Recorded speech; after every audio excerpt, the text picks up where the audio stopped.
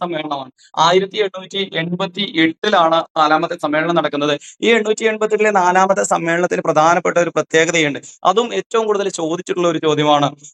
നമ്മള് INC-യുടെ പ്രസിഡന്റ് ആകുന്ന ആദ്യത്തെ വിദേശി ആരാണെന്ന് നമ്മളോട് ചോദിക്കാറുണ്ട്. ആരാണ്?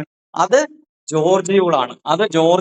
ഈ ജോർജ് യൂള് അധ്യക്ഷത വഹിച്ചത് 1888-ല് അലഹാബാദ് സമ്മേളനത്തിലാണ് കേട്ടോ. അപ്പൊ നമ്മൾ പറഞ്ഞു നാഗ്പൂർ സമ്മേളനത്തിന്റെ പ്രത്യേകത എന്ന് പറയുന്നത് ആദ്യമായിട്ട് ഒരു ദക്ഷിണേന്ത്യക്കാരൻ INC-യുടെ പ്രസിഡന്റ് ആയത് അത് പി അനന്തചാർലു ആണ്. 1891-ലാണെന്ന് പറഞ്ഞു. പിന്നെ ബോംബെ ഗോകുൽദാസ് തേജ്പാൽ സംസ്കൃത കോളേജിൽ വെച്ചിട്ടാണ് ആദ്യത്തെ സമ്മേളനം നടന്നതെന്ന് പറഞ്ഞു.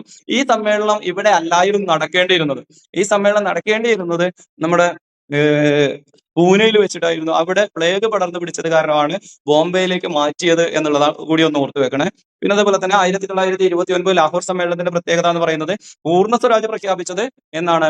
അത് ലാഹോർ സമ്മേളനത്തിൽ 1929-ലാണ്. ഈ 29-ലാണ് എന്ത് പതാക ആദ്യമായിട്ട് ഉയർത്തുന്നത്. പതാക ആദ്യമായിട്ട് ഉയർത്തിയത് രവി നദീ തീരത്താണെന്ന് പറഞ്ഞു. പിന്നെ അതുപോലെ തന്നെ നമ്മുടെ സ്വാതന്ത്ര്യ ദിനമായിട്ട് 1930 ജനുവരി 26-ന് തീരുമാനിച്ചതും 1929 ഈ സമ്മേളനത്തിലാണെന്നാണ് പറഞ്ഞത്.